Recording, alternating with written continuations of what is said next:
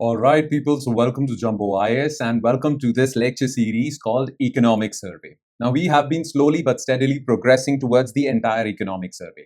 We have so far covered 5 chapters and now we are on to chapter number 6. And let me tell this to you from now onwards, chapters are going to be more information centric rather than being conceptual centric, concept centric. They would be more information centric. So, it will be a little easier for you to grasp all the things.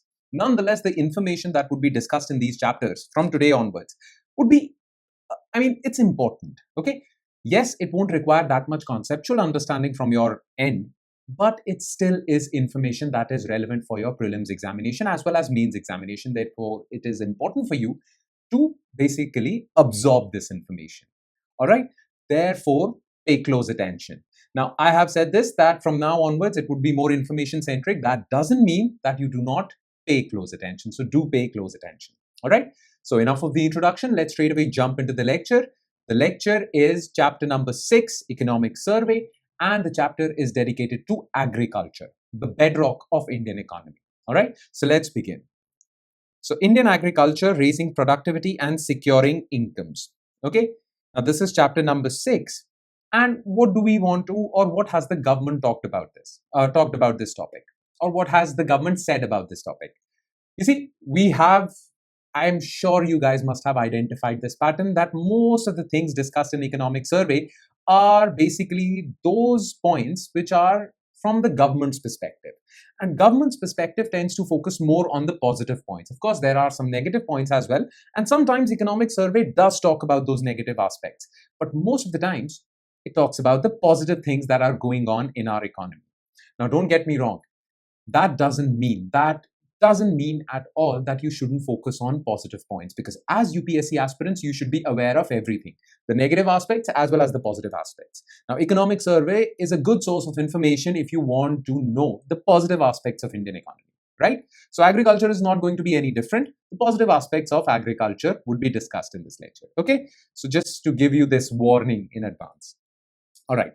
Now, first of all, you need to be aware of this thing. When we say agricultural sector, we are basically talking about agriculture and allied activities. Okay, allied activities or allied sector.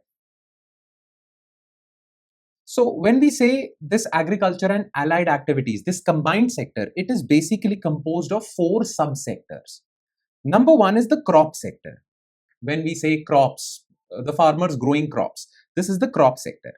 Then the other sector is animal husbandry or animal rearing, which includes dairy, poultry, goat, goat rearing or sheep rearing. All of this is included in that, animal rearing.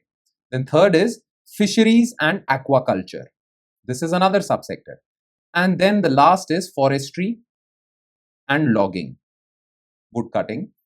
These 4 subsectors combined together makes the agriculture and allied activities. Okay, you should remember this because the discussion would revolve around this topic.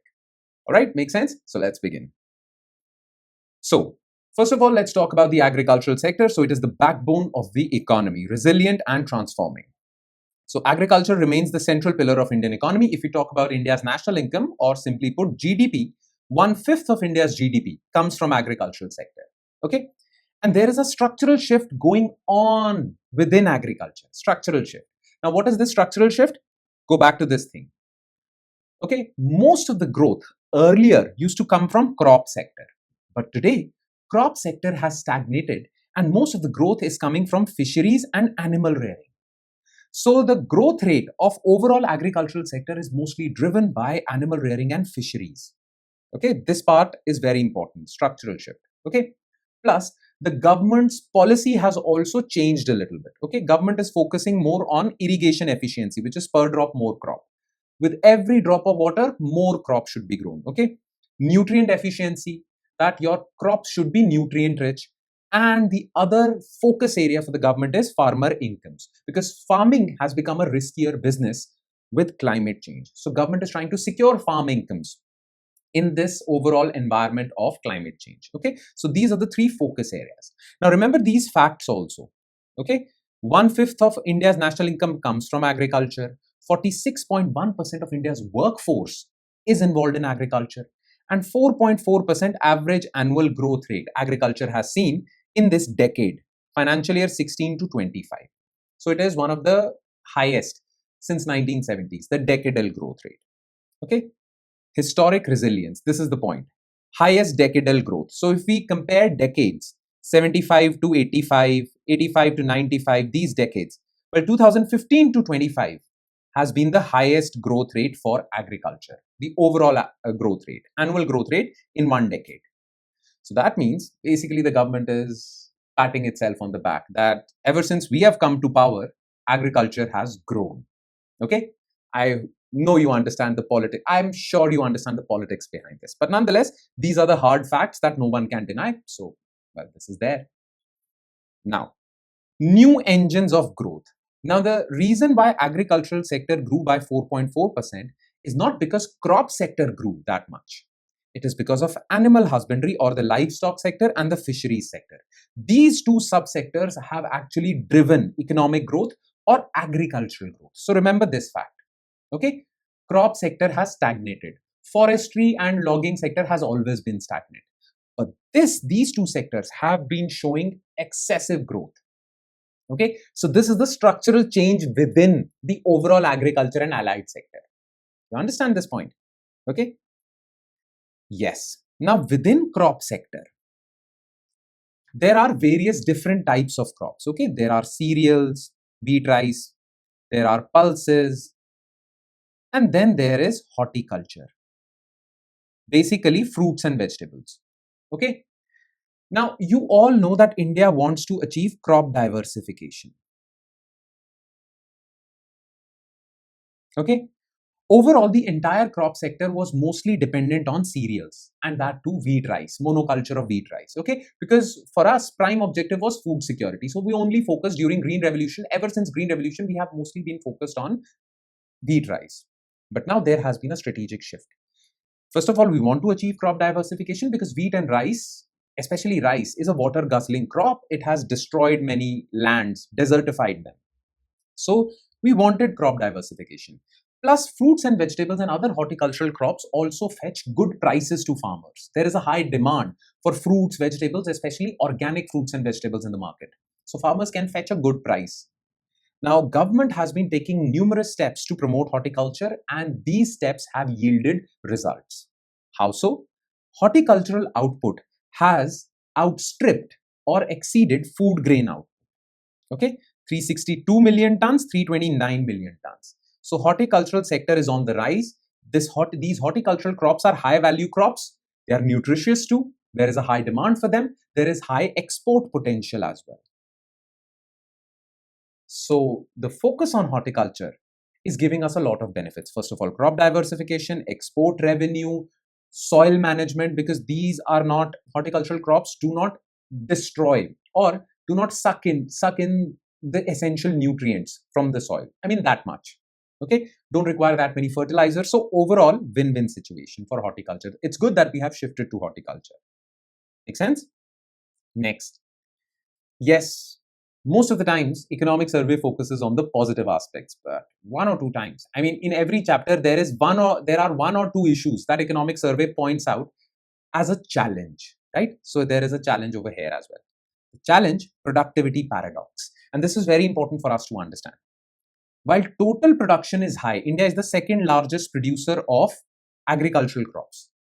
Total production is high, but production per hectare, which is productivity, this is low.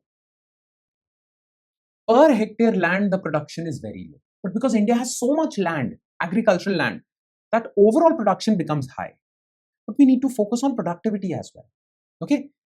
Yields for rice, maize, pulses trail significantly behind global benchmarks like China and Brazil. China and Brazil have higher yield per hectare. And the reason for that is, why do we have low productivity? Per hectare yield is low. Why? Because land holdings are fragmented, small farmers, okay? Bigger the land, better is the yield per hectare. Limited access to high quality certified seeds. Farmers generally used previous year's farm saved seeds. And climate stress. So the need of the hour is, the policy prescription in this area is, closing this gap is the fastest route to increased farm income without expanding acreage. Land is also limited. Plus, there is pressure from urbanization. Most of India's land is urbanizing. So, there will always be limitation to farmland. So, if you want to increase your production further, increase your yield per hectare, only then India can increase farm incomes. Make sense? Okay. So, this is the paradox, productivity paradox. Now, this is water use efficiency. Basically, India has achieved water use efficiency. Irrigation has become more accessible, plus less water and more productivity. That has been achieved through various schemes like Krishi Sinchai Yojana, per drop more crop, promotion of micro irrigation techniques. All of this is there. Okay. Yeah. Now, green revolution was good for India. India became self-reliant as far as food production is concerned, food security is concerned. So, green revolution was important. Okay. But the downside to green revolution was too much focus on rice and wheat, too much focus on fertilizers and pesticides, and too much focus on water, especially groundwater. Because of these factors, soils in green revolution states like Punjab, Haryana, Western UP, well, they have become barren because too much groundwater has been pumped out. Well, they have become barren because too much fertilizer use is there. And they have become barren because rice and wheat do guzzle a lot of water. Okay. Now, these states are suffering because too much use of these resources, right? So that is why crop diversification is important. And what is more important, why crop diversification is important? To restore soil health, correcting the nutrient imbalance. Because these crops require one particular type of fertilizer called urea, okay, and DPT also, diammonium phosphate, DAP, sorry, okay. Now, the usage of these two fertilizers gives nitrogen to your soil. So there is too much nitrogen in your soil, but very little potash. So your soils have, the nutrients in your soils have become skewed. And that is a problem. So we need to restore all of that. That can happen through crop diversification. That can happen through judicious use of fertilizers. And judicious use of fertilizers would happen if the government rationalizes the subsidies on fertilizers. The reason why farmers use too much urea is because urea is heavily subsidized. So there should be a rational policy behind subsidy, fertilizer subsidy. All right. So this is there. Now, yes, now some good things for farmers, which the government has done. Financial shield, expansion of credit to farmers through various schemes, okay, insurance to farmers through various schemes, plus Kisan Rin portal, basically, and various tech solutions have been given to manage the credit, farm credit, making it more efficient, okay. Then yes, price policy, MSP and ethanol incentive. The thing is that government has followed ethanol blending program. We have studied about this in our previous Powerplay lectures. Okay, ethanol blending. Now, ethanol can be produced through maize and many other crops, right? Sugarcane also. This has increased the demand for these crops. Therefore, acreage of these crops have increased. And because there is high demand for these crops, because there is requirement for ethanol, because of that, farmers are getting good prices. So farmers are automatically switching away from rice, wheat and towards these ethanol producing crops, which has aided in crop diversification. Good news again. All right. Next. Yes. One particular focus area for government is farm incomes. And farm incomes would be, farmers' incomes would increase if farmers get good price, or we'll say better price discovery. Farmers are able to discover good prices for their crops. That can happen if farmers have good linkages with market. Farmers have good market linkages. And to achieve these market linkages so that farmers are not dependent on their local money lenders, well, NAM project was launched. One nation, one market.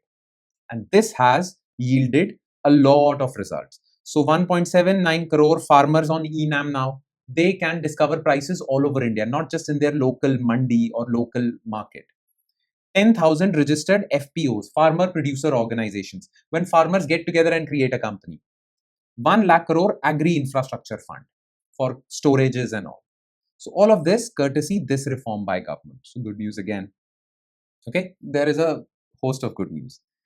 Then tech-enabled food security. Basically, government runs a national food security program, PDS, public distribution system. All of this has been made tech-enabled to improve efficiency, which has cut down on leakages, saving money, delivering more on food security. So this is there. Okay. And yes, in the environment of climate change, well, we want to promote sustainable agriculture. And that can happen through natural farming or zero budget natural farming. A shift towards chemical-free farming to restore soil health and reduce input costs. Because if you are towards chemical-free agriculture, then what would happen? You won't spend money on fertilizers, pesticides, and people also demand organic products. So you get good price, plus you don't have to spend much. Overall, this would improve farmers' incomes. So government launched various schemes, National Mission on Natural Farming. Okay, all these things were there for that. So because of this, 17,632 natural farming clusters were established. Right? And yes, we are promoting food processing, exports, okay, all these things. These are simple data points which you should remember. So go through your notes. Various schemes are there, Pradhan Mantri Kisan Sampada Yojana and all. Now, this is important because this is way forward. This is important for your mains, but nonetheless, there's no harm in reading about it. So path ahead. First, we need to improve efficiency. Remember, yield per hectare, that has to be improved through high yield seeds, precision irrigation, so that very little amount of water is used, but per drop more crop. Then sustainability, soil health, NPK ratio in soil, nitrogen, phosphorus, potash. Technology should be used, AgriStack, various digital technologies to aid farmers, and markets, ENAM. So efficiency, sustainability, technology, markets, and you'll achieve the aim of Vikasit Bharat by 2047, especially in agriculture. So this is the entire document, or this is the entire report of Government of India as far as agriculture and allied activities are concerned. Now this is a short lecture, but it is nonetheless important. Especially the notes given to you are very important. So please memorize the notes and do ask your doubts in the WhatsApp groups. Okay, it's very important. All right then, that would be all from my side, guys. I'll see you next time with another chapter in this lecture series called Economic Survey. Thank you, everyone.